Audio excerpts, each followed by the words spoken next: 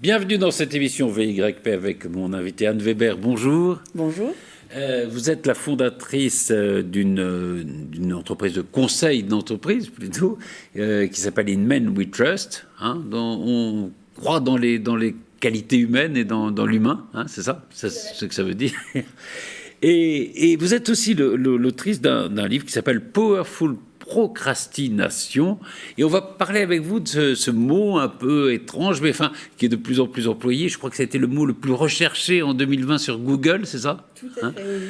La procrastination. Pourquoi on va en parler ? D'abord parce qu'il y a une journée internationale de la procrastination qui a lieu le 25 mars. C'est bizarre qu'il y ait une journée internationale de procrastination, non ? D'où ça vient, ça ? C'est un grand procrastinateur qui a souhaité, je pense, réhabiliter cette notion, qu'on revienne à quelque chose de plus positif, et qui, du coup, a proposé sa création. Et qui s'appelle ? D'Aucunville, en fait. Il a fait un petit livre, une sorte de petite collection de mots autour de la procrastination, et on lui doit cette journée, depuis une dizaine d'années maintenant, je crois. Alors, on va parler de ce que c'est la procrastination, et il y a un lien évidemment avec votre métier de conseil d'entreprise, c'est que vous allez nous expliquer pourquoi ça peut servir dans les entreprises d'être procrastinateur ou procrastinatrice. Alors, d'abord, il faut définir d'abord ce que c'est la procrastination. Il y a un proverbe qui dit ne remets jamais à demain ce que tu peux faire le jour même, et le procrastinateur dit si, moi je remets à demain ce que je pourrais faire le jour même, c'est ça. En gros, oui. La procrastination, ce qui est intéressant d'avoir en tête, c'est qu'au Moyen-Âge, c'était un mot qui est apparu au Moyen-Âge, c'était un mot plutôt positif, en fait. Quand on procrastinait, c'était un art, et c'était quelque chose qui était très différent de la fainéantise. Donc, au départ, il y a eu des grands procrastinateurs. On retrouve Mozart, Léonard de Vinci. Oui, alors voilà, il y a des grands artistes. Il y a des grands artistes. Et pour les grands curieux qui, nous écouteraient, il y a un documentaire, une mini-série d'Arte sur la procrastination, qui va redonner, en fait, un petit peu ses clés. Et puis, au fur et à mesure, ça a évolué. C'était chez les moines que c'est arrivé au XVe siècle, c'est ça ? Tout à fait. Et puis ça a glissé, et à l'époque actuelle, dans la définition par exemple du Larousse, on dit tendance pathologique à différer. Donc on est de l'ordre de la maladie. Pour ceux qui sont sur LinkedIn, le cours sur LinkedIn par exemple est très négatif et parle aussi de pathologie. Alors pour nous finalement c'est un talent. Des mots, indécision, ajournement, paresse, c'est ce qui vient quand on parle de procrastination. Et c'est vrai que on n'est pas très bien quand on se dit j'aurais dû le faire aujourd'hui, tant pis je le ferai demain, mais il y a un côté feignant quand même, non ? Alors on va le voir, les procrastinateurs sont peut-être des feignants sublimes, et c'est intéressant. Alors le premier sujet, c'est ce qu'est la procrastination et ce qu'elle n'est pas. Souvent on a tendance en fait à mélanger ce mot avec d'autres notions.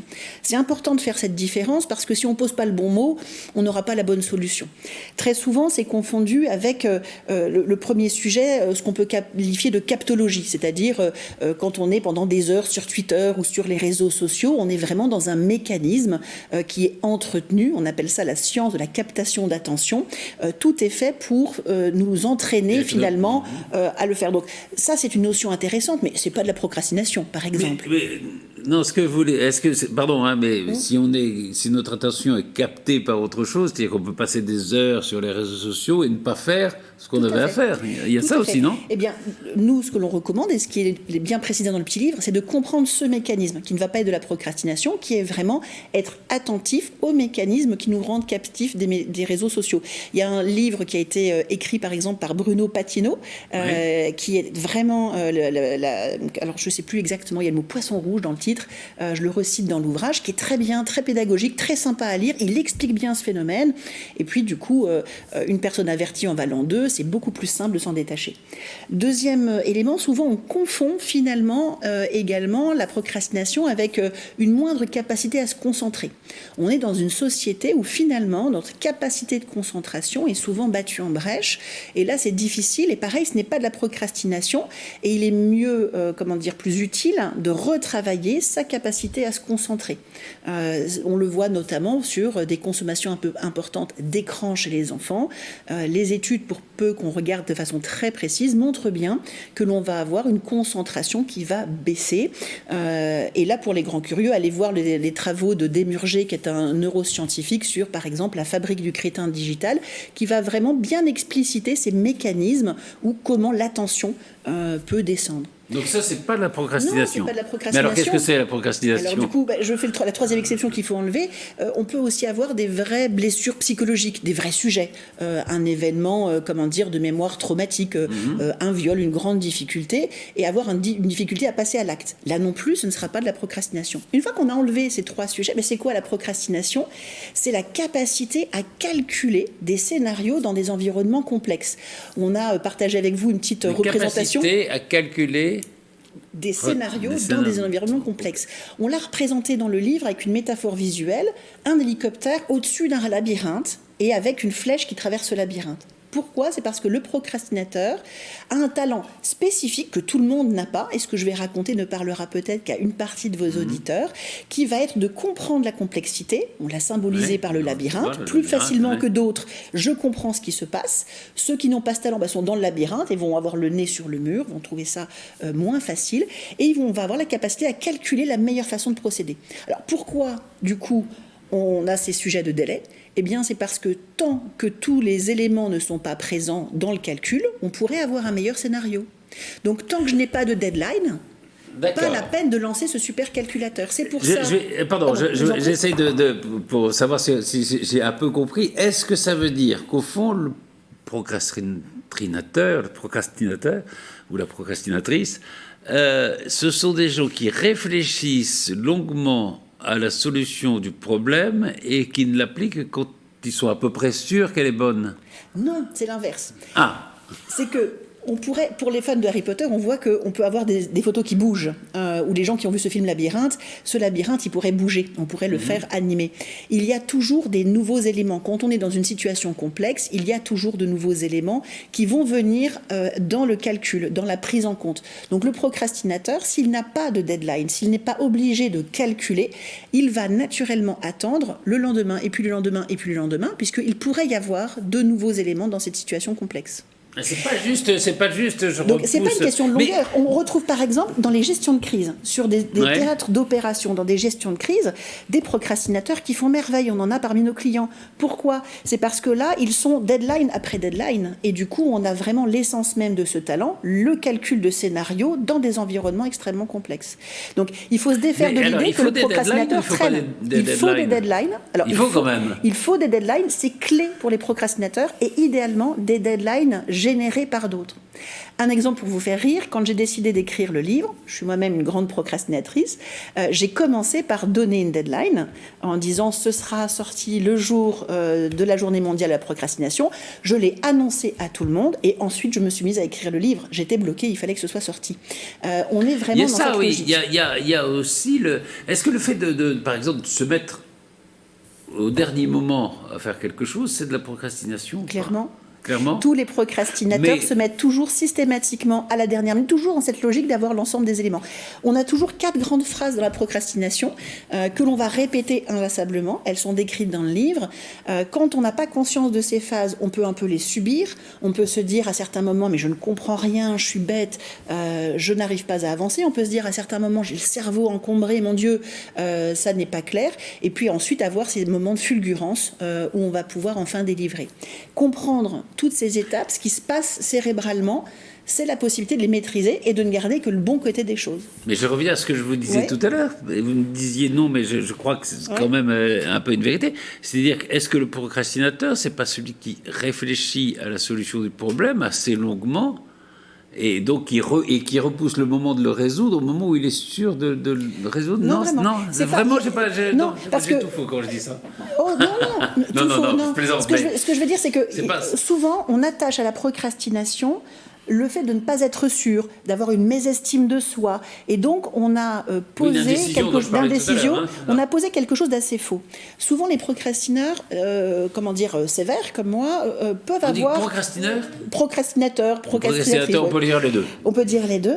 Vont parfois avoir ce syndrome de l'imposteur parce qu'à certains moments donnés dans leur vie, ils auront eu l'impression d'avoir été bêtes sur certains sujets.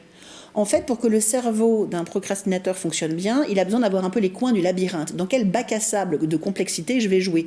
Ça vient très vite ensuite. Mais ces moments où on a pu se sentir un peu perdu, quand on n'a pas compris comment ça marche, peuvent donner un peu ce syndrome de l'imposteur, comme on l'entend parfois en fait. Donc on commence par les bords, on décrit tout ça dans le livre, on donne un petit peu tous les conseils. Il y a quand même une pression sociale contre la procrastination assez forte. Alors, oui, mais quand on l'a compris, ça, en fait, honnêtement, quand on l'a compris, on accompagne des entreprises à tout niveau, on a eu des lecteurs vraiment à des niveaux excom très élevés, il n'y a pas de sujet en fait, parce que quand on a compris comment ça fonctionne, on ne perd pas son temps à culpabiliser, on travaille à bon escient au bon moment, s'il faut, on fixe des deadlines successives pour remettre l'ouvrage sur le carreau, il n'y a pas de sujet en fait. D'accord. Alors parlons un peu du travail de ce que vous faites dans In Men We Trust, c'est dire rechercher au fond dans les entreprises les talents humains. Et donc peut-être convaincre parfois de l'encadrement que je comprends pour des défauts, la procrastination en est un parmi d'autres, ça peut être des qualités. C'est un peu ça. Tout à fait. En fait, on part vraiment le management classique, et du coup, on avait préparé ce petit visuel avec 4 étoiles. Avec des étoiles. Le management classique, c'est quoi? Ou l'approche classique, que ce soit dans une école, que ce soit en entreprise, on va le retrouver dans la partie grisée. On va prendre un individu, vous, moi, l'élève dont vous me parliez tout à l'heure, un manager, un leader, et on va le comparer à la personne parfaite dans le même rôle. Donc le leader va être comparé au leader parfait, Steve Jobs, qui monte sur scène, qui est inspirant, qui a trouvé une idée dans son garage. Vous allez être comparé peut-être au présentateur vedette de TF1, et moi je vais être comparé à la femme parfaite avec de longues jambes, etc. Les leaders en ce moment, la grande mode par exemple, c'est les leaders doivent être empathiques. Donc on va comparer notre leader réel avec le leader parfait, et on va déterminer des zones de moindre performance, symbolisées ici par ce rond et ces zones intermédiaires. Dans l'acception classique, on va investir là où on n'est pas bon. Le leader qui n'est pas bon et qui n'est pas empathique, on va le corriger, on va lui offrir une formation d'empathie. Le leader qui ne souhaite pas monter sur scène parce qu'il est un peu timide, il n'est pas bon en prise de parole en public, on a cette idée que le leader doit être celui qui parle en public. Donc on va investir dessus, c'est ce qui est symbolisé par cette deuxième étoile, on va investir sur ces zones de moindre performance. La deuxième étoile, c'est celle qui est en bas. Tout à fait. La deuxième, où on va en fait investir pour essayer d'étendre notre leader, la noire, et puis on va essayer de lui demander d'être moins. Donc, si on a votre élève de tout à l'heure qui est trop en retard ou trop énergique, par exemple, on a des élèves hyperactifs, eh bien, on leur demandera d'être moins actifs. Le management par les talents prend complètement le contre-pied. C'est un courant qui est né aux États-Unis à la fin du siècle dernier. J'ai eu la chance de le rencontrer à ce moment-là parce que je souhaitais absolument comprendre comment on peut remettre cette unicité humaine au cœur de l'entreprise. Et là, on va juste identifier ce que les gens font naturellement bien. On ne regarde pas de notion de perfection, on va plutôt viser l'excellence. Donc il y a une notion d'effort, mais vraiment pour viser l'excellence. Et on va investir sur ces talents naturels jusqu'à ce que les gens puissent les maîtriser. On a l'exemple là de la procrastination, jusqu'à ce que les délais ne soient plus un sujet et jusqu'à ce que les gens puissent vraiment garder ce qui est clé dedans, la lecture de la complexité, pour le faire dans tout type de sujet. Par talent naturel humain, on va parler derrière d'anticipation des risques, de lecture du futur, d'analyse de l'histoire, de sensibilité, énormément de talents très simples en fait. Alors ça marche dans les entreprises, c'est en train de révolutionner un peu l'enseignement. Pendant longtemps, voilà, il y avait un seul enseignement pour tous, et là on est en train, dans certains, avec les cités éducatives notamment, de favoriser les talents. Les talents des enfants aussi. Donc c'est en effet une autre manière de voir le monde et au fond de se dire que chacun a un talent, c'est ça? Alors, la bonne nouvelle, c'est que nous avons tous des talents. Nous avons tous une combinaison unique de talents, et avec l'outil par exemple américain qu'on utilise, vous avez une chance sur 470 000 milliards de rencontrer quelqu'un qui a les mêmes talents actifs au quotidien. Une chance sur 470 000 milliards de rencontrer quelqu'un qui a les mêmes talents naturels. On est tous absolument uniques. Et de là vient en fait énormément d'incompréhension.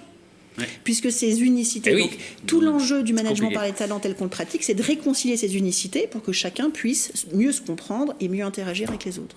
Alors, votre boîte s'appelle In Men We Trust, vous êtes à Paris et à Versailles.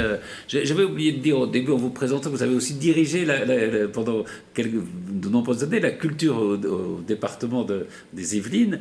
Et puis, rappelez-moi les grands noms là, de Beaux-Arts, de procrastinateurs. Mozart, Victor Hugo. Donc, on va les retrouver de façon large, en fait. Ah ben, procrastinons tous. Merci beaucoup, Anne Weber.